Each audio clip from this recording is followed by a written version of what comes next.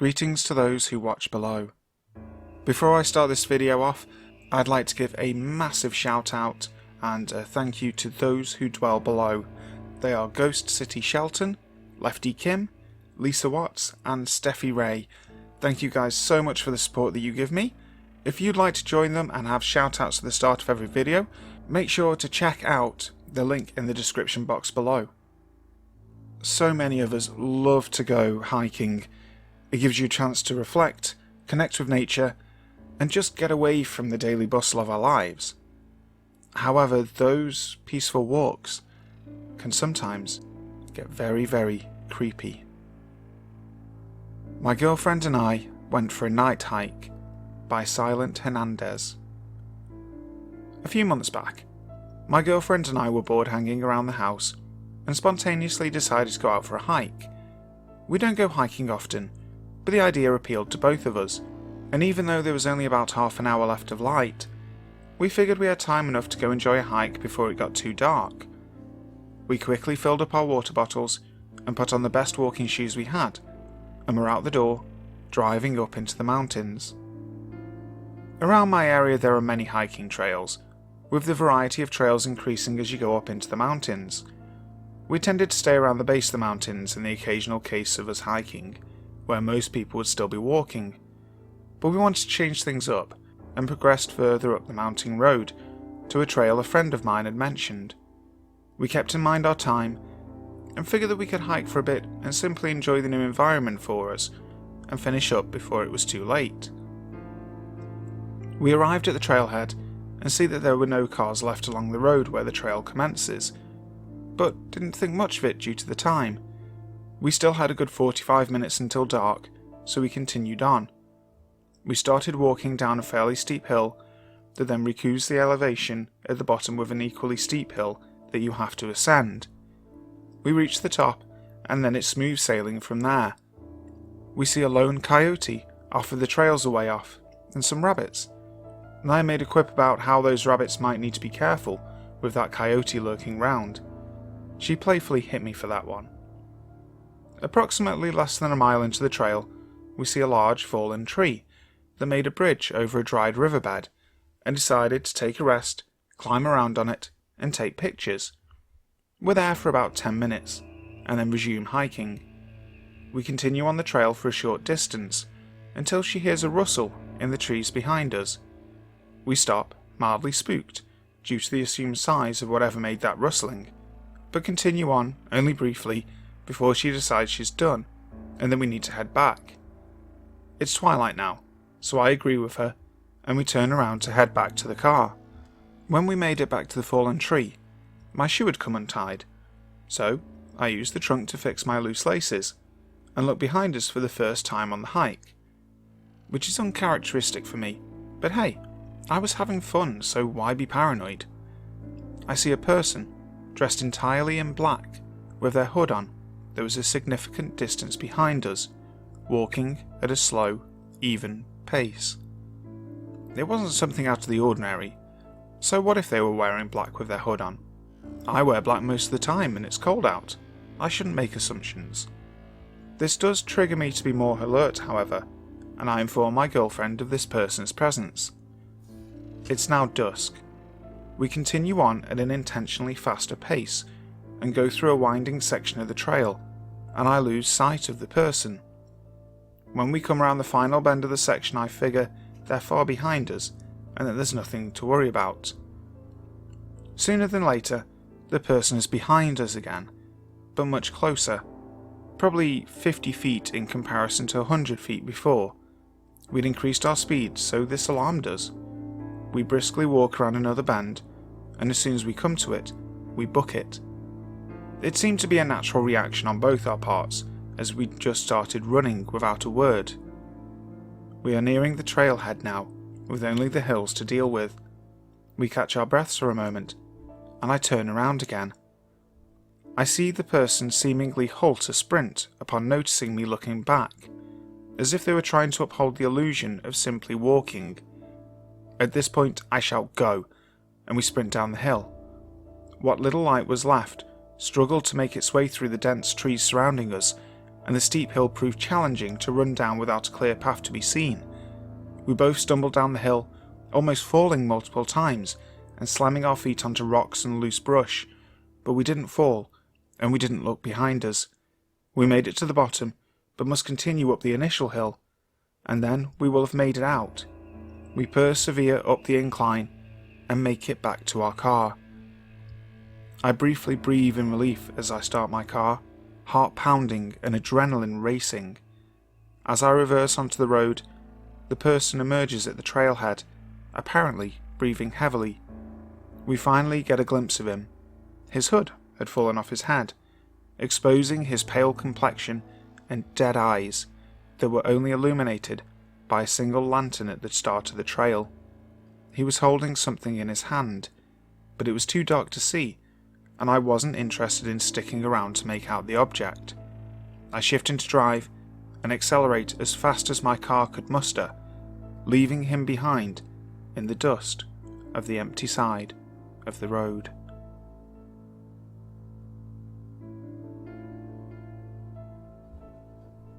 Trust Your Gut When Hiking in the Woods by Totovenny. So, a few months ago, I was out hiking with my friend. We live in the mountains of Western MD, and we were just about 6 miles into an 8-mile loop we had done frequently when we decided to take some pictures and eat a snack at the summit. This area of the trail had a park, benches and tables, and a parking lot. We were sitting and talking, and I noticed a man just walking around the parking lot alone. He was walking aimlessly and staring at his feet. What confused me was that he was in jeans and a button-down shirt, not exactly hiking attire. We decided to set off on the last 2-mile leg of the loop. This part goes downhill to the headquarters of the park and is cut out of the mountain. The end of the leg is the parking lot where our car is. You don't have a lot of visibility from the trail, and you have to walk single file. I was walking in front and talking to my friend. I turned to look at her and see the same man right behind her, following at a rudely close distance. I immediately got a gut-wrenching feeling. I noticed that he didn't have any pack or hiking gear and wasn't even wearing boots. Something about his eyes really spooked me. So, a bit more walking and he continues to follow very close. I say to my friend that I have to tie my shoe, as a reason to step off the trail and let him pass us. In case he is only following closely because he wants to go faster than we are. She immediately catches on to what I'm doing and we pull over. He looks startled and she says hello politely. He just stares. This is when I notice that he is carrying a stick. As I'm fiddling with my shoe, she stands between us and he passes us. We wait to give him some distance ahead of us, but he immediately slows down. We wait a bit longer, and he gets to the farthest part of the trail that has sightlines to us, and turns around, looking up at us. We decided that something feels too wrong about this guy, and we don't want to have to pass him again. So we turn around, and walk back up the trail towards the park with the tables and parking. A few minutes of walking up the trail, I look back and see him walking up the trail too. He's following us. I tell my friend to walk faster. We book it up the trail and get to the parking lot area we were at before. We start to strategize and wait, deciding that we will wait to see if he comes back up the trail to the lot. There are more people around here, so we felt safer waiting it out. About 20 minutes go by, and nothing. We're talking about how that could mean that he kept going on the trail and is long gone, or is waiting on the trail where it's more deserted. We see a couple come up from the trail where we were, presumably taking the loop in the opposite direction that we are. We approach them and ask if they saw anyone on the trail between this lot and the next. They tell us they saw a young man sitting on a rock about halfway down. They continue to describe the man who was following us. We explained our interaction with him to the wife and get into a conversation back and forth about whether or not he was a threat. The husband finally interjects and says, "We need to call a ranger. He wasn't just sitting there. He had a knife and was carving that stick." Needless to say, we called a ranger. The nice couple walked that last leg with us to make sure we got to our car safely, and then even gave us their numbers in case we needed anything. The rangers then walked the trail, but there was no sight of him. I wish I knew where he went and what happened to him, but I'm glad to know that my instincts are legitimate.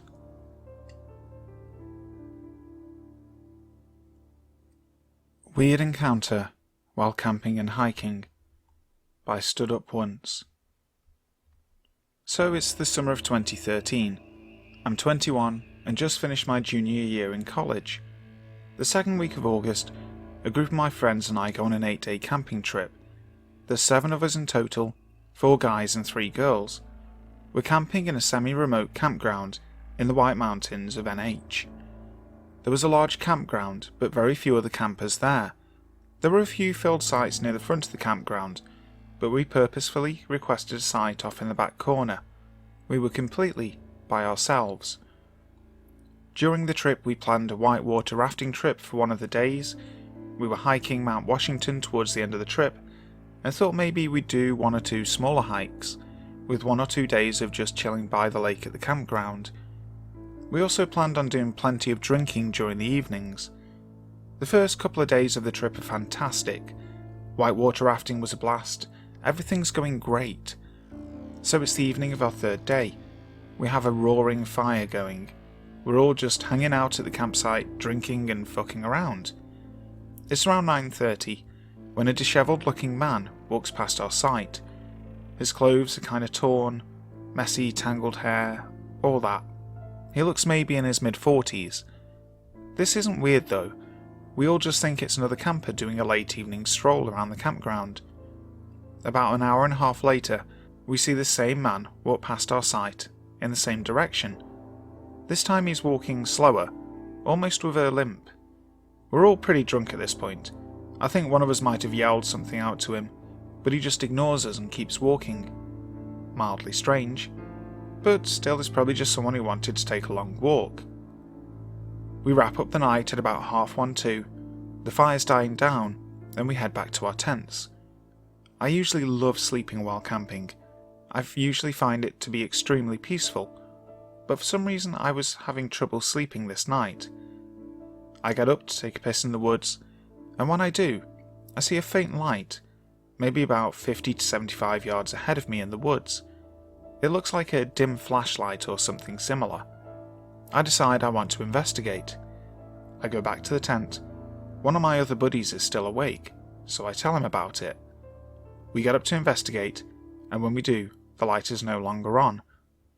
Feeling a little unnerved, I shine my flashlight around the woods a bit, but don't see anything, so I decide that maybe my eyes were playing a trick on me before, and I head back to bed. Sometime later that night, I wake up to a terrifying scream. It was Sarah, one of the girls we were camping with. I jump out of my tent as quickly as possible and run into her as she's running back into our site. She's still screaming. She screams that there's a man standing in the middle of the woods. Now our whole party is awake and freaking the fuck out. I try to calm Sarah down enough to get her to explain exactly what happened. She says she went to pee in the woods and saw the man from earlier, just standing about 15 feet from her, not moving, like a statue. We were all freaking out, yelling, screaming, making a giant commotion. I'm internally freaking out too, but try to calm everyone down enough so we can actually do something. We obviously decide to get the fuck out of there.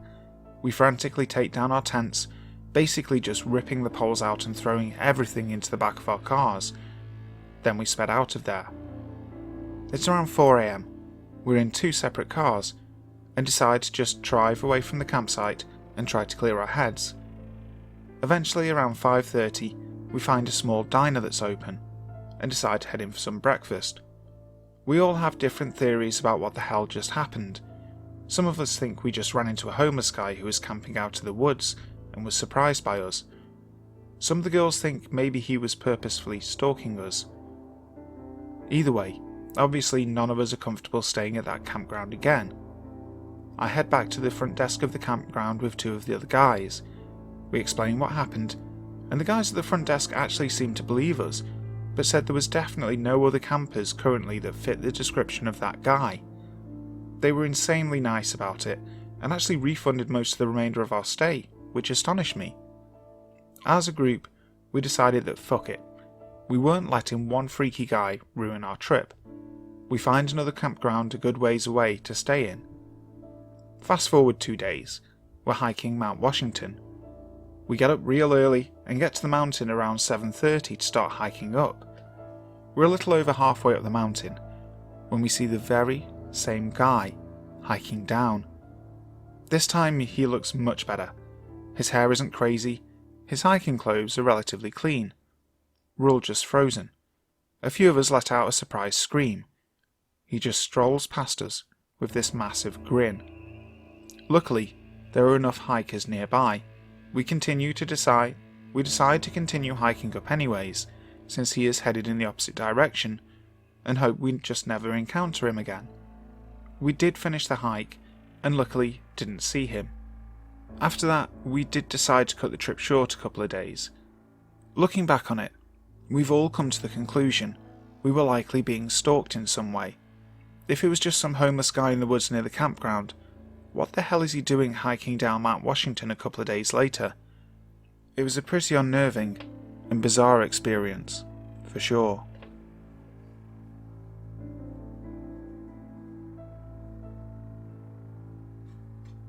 Hiking by Wes 2020. My family has some property that backs up to Carson National Forest in New Mexico. It's been in the family for years, and my sister and I both spent our summers up there. It's gorgeous. Nice and green, cool mountain air in the summer. It was a relief to get up there and away from the dusty ranch. My dad was ex-military, and having 2 daughters, let's just say we did lots of outdoor stuff. He taught us survival skills and how to defend ourselves. We hunted and fished, and did lots of camping and hiking. To us it was always a fun time, but I guess he felt the need to pass on his skills to us. We spent several weeks in the summer up there hiking with him, and exploring the old cabins, mining communities, and checking the big ditch project that was built for Red River back in the late 1800s. I think that's the correct date for that project, but I'm not sure. Anyway, it's a great place to hike, with some beautiful high mountain lakes, streams, and lots of wildlife. This happened when I was in college, and my younger sister was still in high school. My dad was still at home having to work, and would come up every few weeks to spend time with us. We were up there with our mum, and she mainly spent time in town or around the property painting. We spent our time on the jeep trails or hiking and sleeping. It was late June, maybe early July, and we decided we were going to hike up to Lost Lake. It's one of my favourite lakes up there, because if you look at it from a certain angle, it looks like a heart. We set off in the morning and were prepared. We both had a small pack, our water, some snacks, and a small hammock we planned to set up once we got to the lake, so we could just enjoy the area for a while. I'll admit to being an outdoor type, and swear when it's quiet enough, you can hear the trees talk. We both always carried a knife when we hiked. My dad insisted we have something, just in case an accident happened, or we just needed it. The hike was going good. Since the summer cabin is pretty far up the valley, we just set out on foot to the trailhead. To get to Lost Lake, you take another trail that goes up to Middle Fork Lake. Then, you break off that trail for Lost Lake. We run into a few other hikers, but they're going to Middle Fork Lake, and we were pleased, because it looked like we could possibly have Lost Lake all to ourselves. It's a pretty good hike, with some long switchbacks at the end, but totally worth it, because the lake is just beautiful, and a very pretty emerald green in colour. We got there, and saw that we did have the lake to ourselves. We hiked around the lake, and decided to hike back a bit to find a good spot to set up our hammocks. We walked into the tree line, and the first thing my sister said was, "Do you smell that?" And yeah, I did. It was a dead animal, with a strong scent of blood. We'd done lots of hunting and knew that smell, and that's when I saw it. It was a deer carcass, but what was around it was what disgusted me. Placed around the deer carcass in a circle were its organs and entrails. But it wasn't like it was being cleaned, It's like they were placed in a certain arrangement, with little piles of rocks in between everything. Now I know how some people get disgusted with their kills, and I've had some guys try to gross me out, but I don't fall for crap like that. This made me uneasy. It wasn't just being cleaned, it was like it was set up in a certain meaning, or it had meaning. I step back from this weird circle, and then my sister starts to say my name but stops, because then we see the guy who had done this, and he looks like he just climbed out from inside the deer, because he is covered in blood and doesn't have much clothing on. At first I thought he didn't have anything on, but honestly I didn't try to check him out much. He was standing away from his gruesome little circle, just standing close to a group of trees that were pretty close together. He was like maybe 20 feet from us. I think he was trying to hide. My dad had always taught us that if we ever found ourselves in a situation where we didn't feel we were in control, to do everything in our power to try and take control of the situation. Do something that's going to take the other person by surprise. Don't do what they expect you to do. So, this was raging through my brain, and I could also tell my sister was about to freak the heck out. So I stepped up and said, "Hey, pretty good kill you got there. Did you use a bow?" The guy just stood there, his eyes all crazy wide like he was stoked out of his brain on planet Pluto. So I'm thinking, great. We ran into a guy getting his hunt on, and he had lost it, and was getting blood crazy with his deer. He was staring me down, and I was staring right back, and my sister was getting ready to run. I still don't know what came over me, but I then put my hand on my knife, that I kept on my waist just to show him that I wasn't completely helpless. I don't know why I did it, but something told me to let him know that I wasn't going to back down or be afraid. I kept eye contact with him, and I would guess he was maybe in his early 30s, but I'm bad at guessing people's ages. He was pretty dirty though. You could tell that even with all the blood he had everywhere. I started to back off, and my sister had moved behind me. So I spoke again and said, "So, you have a great hunting day." Again, the crazy didn't say a thing. He just stood there like he was a statue or something. Or like maybe he thought I couldn't see him if he didn't move or make any sound. We moved back to the lakeside again, and bucketed around the lake. My sister stayed up front, and she was shaking pretty bad. I was mainly pissed off at first, because if he wanted to get all crazy in the woods with his deer, then he should have gone further back up in the forest. We get back to the trailhead, and stopped to get our bearing and looked at each other. I was scanning the forest line to make sure we weren't being followed, and my sister was just in shock. We started down the trail pretty fast, and I was hoping I could keep my sister together until we could at least reach the Middle Fork Lake trail, or that we would even run into some more hikers. But the odds weren't good on this particular trail, because you have to get an early start on the Lost Lake trail, and by now it was late morning or noon. We were making good time, and hadn't discussed what we saw. We just started walking. I started to get that feeling when you just know you're not alone. I kept checking, but I didn't see anything, or even hear anything at first. My sister refused to look back, and just kept going, but I felt that I had to keep checking, to make sure the idiot wasn't following us. That's when the first stuff came flying at us. It was some small pebbles, but it really pissed me off, because it was obvious someone was throwing them at us, and it could only have been him. My sister was almost running at this point, but I am a mouthy, smart aleck. I blame the Texas upbringing. And darn it, this was my forest.